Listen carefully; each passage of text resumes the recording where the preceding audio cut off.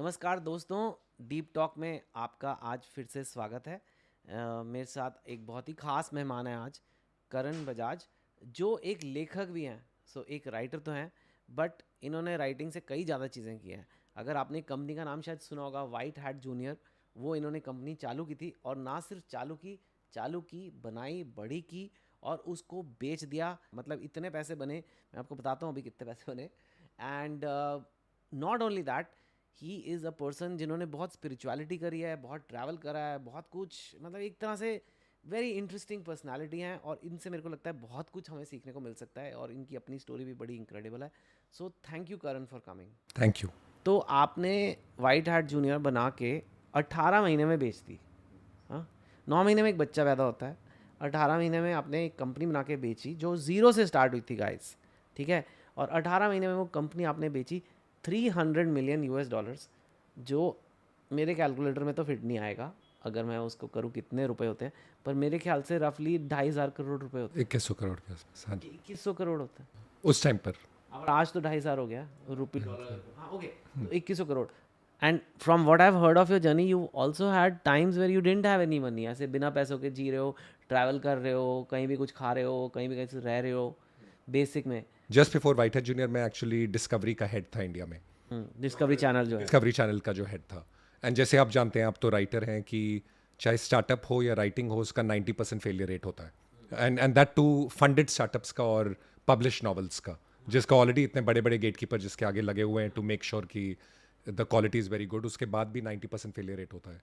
तो जब मैंने डिस्कवरी छोड़ा था वाइट हैट जूनियर स्टार्ट करने के लिए, तो ये दिमाग में था नहीं कि इससे बहुत पैसे कमाऊंगा, बिकॉज ऑब्वियसली ज़्यादा दिमाग में ये था कि डिस्कवरी का हेड का सैलरी एक्चुअली बहुत ज़्यादा अच्छा होता है। वो छोड़ के मैं एक स्टार्टअप कर रहा हूँ जहाँ पर मेरा सैलरी ज़ीरो है, तो ये दिमाग में कभी था नहीं कि एक दिन पैसे बनेंगे। तो आई थिंक लाइफ में लगता है यार बस पैसे होते हैं, लाइफ सॉर्टेड हो जाती है। या पैसे होते हैं, खूब सारे पैसे होते हैं, तो लाइफ में और क्या चाहिए फिर। But it's not true. अब मुझे से एक लेवल पे मेंटल फ्रीडम डेफिनेटली बहुत ज़्यादा, it it makes you, I would से happiness is not the right word, makes you very calm. तो मुझे लगता है कि जो भी तुम डिसीजन लोगे, you'll do it from your heart and mind, तो वो डेफिनेटली इंपॉर्टेंट है। एंड आई थिंक मेरा हमेशा से यही रहा है कि अगर see what I have seen is कि the only way to make that kind of money at a young age is to create something, to build something. And if I were to be honest in my own journey, I was building things. पहले novel लिख रहा था, फिर like मैं कोशिश कर रहा था कि अपना कुछ बनाऊंगा, एंड उस बनाने से एक फ्रीडम मिलेगी, I will get financial freedom, and I think वो इम्पॉर्टेंट है।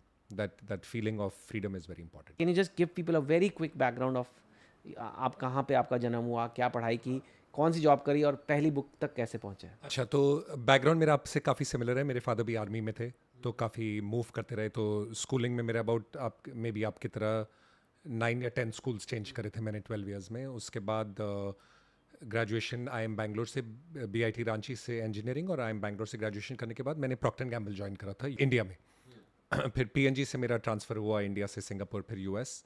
2000 रफली जस्ट 2008 में मैंने अपना जॉब छोड़ा था प्रॉक्टर एंड गैम्बल में US में।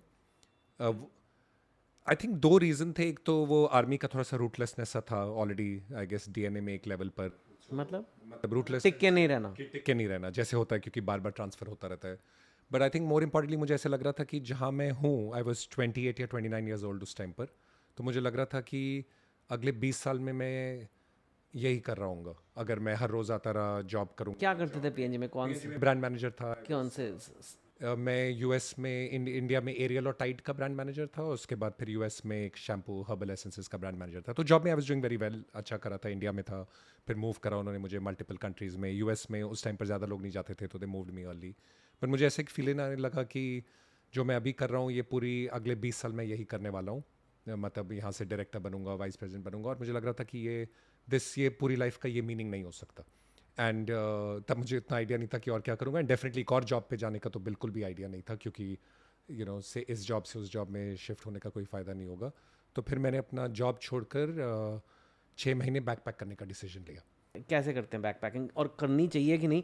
कई लोग, इंडिया में तो ये कॉन्सेप्ट ही नहीं है एक्चुअली कि बैक पैकिंग करके चांटा पड़ेगा तुम्हें, करेक्ट है ना। नहीं, उस टाइम में मेरी मदर ने भी बहुत अच्छा ये कहा था ना, वो कह रही थी कि अमेरिका में रह रहे हो इसका मतलब नहीं कि अमेरिकन बन गए हो।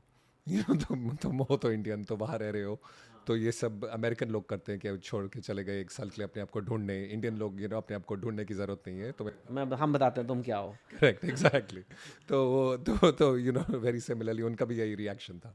पर आपने किया क्या, मतलब बैक पैकिंग आपने छोड़ के आ गए, रिजाइन करके आ गए, फिर क्या प्लान था, कहाँ जाना चाहिए? सरप्राइजिंगली बहुत ही I would say illogical plan था, क्योंकि मुझे हमेशा से एक था कि मैं ब्राज़ील से पेरू अमेज़न क्रॉस करूँगा, अमेज़न रिवर को क्रॉस करूँगा एक बोट में, लाइक एक शिप या बोट में, एक फेरी में टाइप।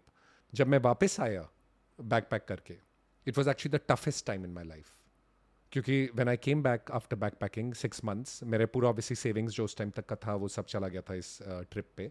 फिर जब मैं वापस आया तो Lehman Brothers had crashed. US में वापस आया मैं सितंबर 2008 में, same day Lehman Brothers had crashed, and as a result कोई जॉब्स नहीं अवेलेबल थे।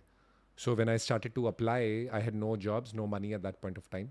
एंड देन 2-3 महीने में अपनी सिस्टर के काउच पे रहा, लिविंग उसके घर में, लिविंग ड्राइंग रूम में मैं काउच पे सोता था रात को, जॉब्स के लिए अप्लाई करता था। बहुत टफ टाइम था टू फाइंड अ जॉब। तो इन अ वे बहुत फ़ायदा हुआ उसका भी, this I am saying this, क्योंकि एक तरीके से मैंने अपना लाइफ का वर्स्ट केस सिनेरियो देख लिया कि जब ये क्रिएटिव लीप वगैरह लेके आऊँगा और लाइक एकदम ख़त्म हो जाएगी लाइफ, बट फिर 2-3 महीने में जॉब मिल जाता है उसके बाद, तो फिर द पॉइंट इज़ कि मतलब बिना डरे, अगर बहुत अंदर से इंस्टिंक्ट है तो कर लेना चाहिए। And then you went back to corporate life. Correct. और फिर कॉर्पोरेट लाइफ में वापस आया, actually because of the backpacking and all, mind had expanded, I started to do quite well, अच्छा करने लगा उसके बाद फिर से।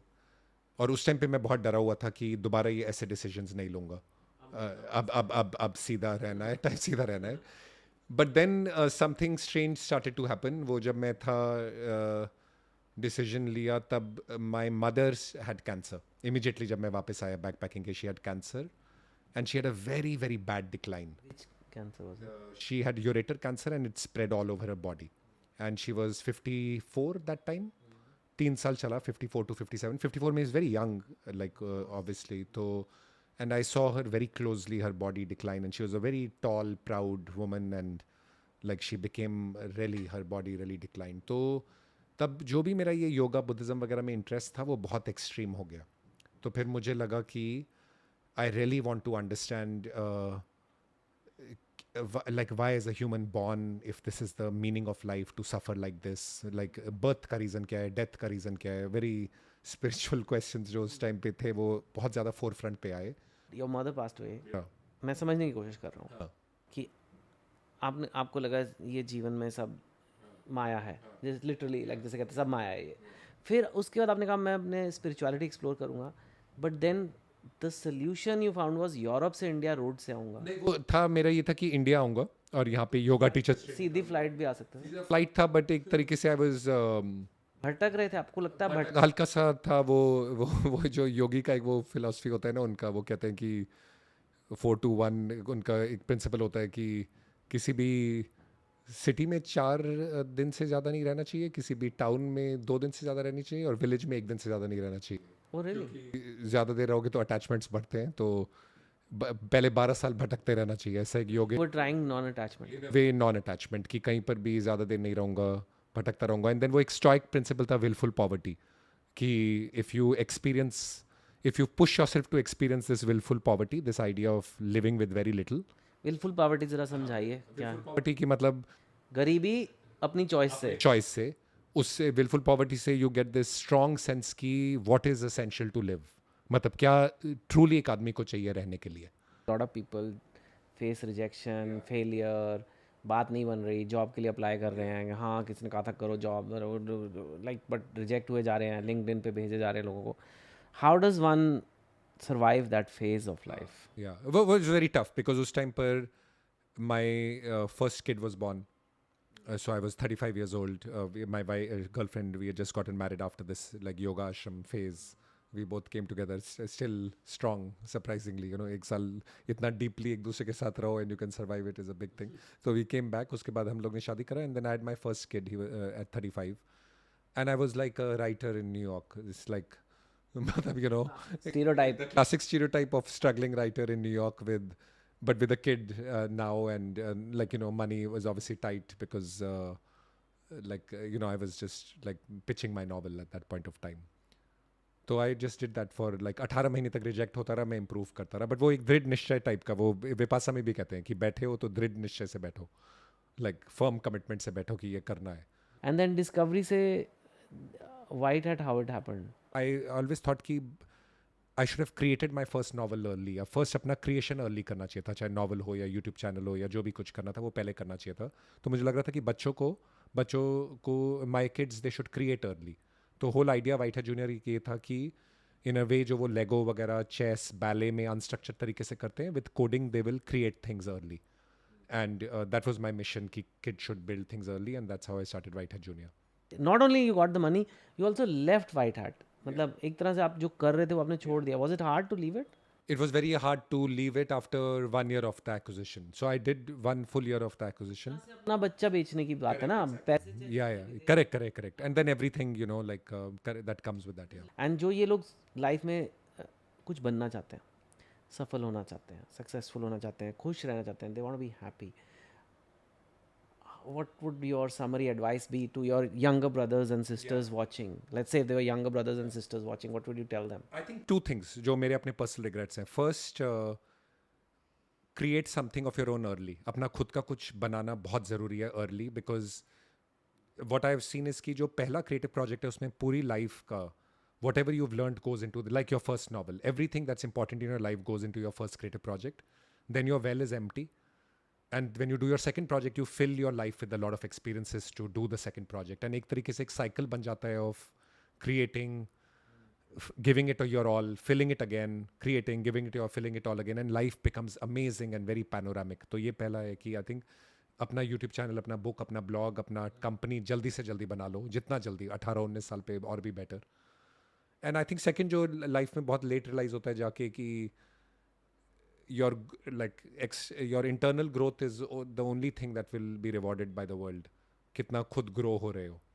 एंड अगर कंफर्ट के डिसीजंस लोगे कि अपने जॉब में हो, थोड़ा सा और बेटर करो, ये वो, उतना एक्सप्लोसिव ग्रोथ नहीं होगा और उतना एक्सप्लोसिव रिटर्न नहीं मिलने वाला. एंड ये अनकंफर्टेबल डिसीजंस लोगे तो growth will be explosive and returns eventually will be explosive. Short term में नहीं होते बट लॉन्ग टर्म में they are explosive returns. So I think just make decisions of growth, not decisions of fear all the time. How was this experience of doing this podcast? Thank you. Very, very informal. To talk as much as possible. It was wonderful. Thank you for being such a great conversationalist. Yeah. It was just amazing, and I am doing this to for many reasons. One is of course लोगों की help हो जाए, to get access to people which they may not get. It's like they can come into my drawing room in a way. I have learned so much from you, and I think the fact that there is a need for spiritual grounding, willful poverty, I think is such powerful concepts, and you've not really like gotten affected by the materialism, despite being without materialism and with the money and without the money. So I think that's fantastic. Thank you so much for coming. Thank you guys. तो ये थे करण Bajaj, founded White Hat Junior, and who is an author and of course a lot of other things. I hope you enjoyed this deep talk. Keep watching, and yeah, keep liking, subscribing, sharing, commenting. Send it to your WhatsApp groups in your family and everything, and support the channel. Thank you so much. Thank you.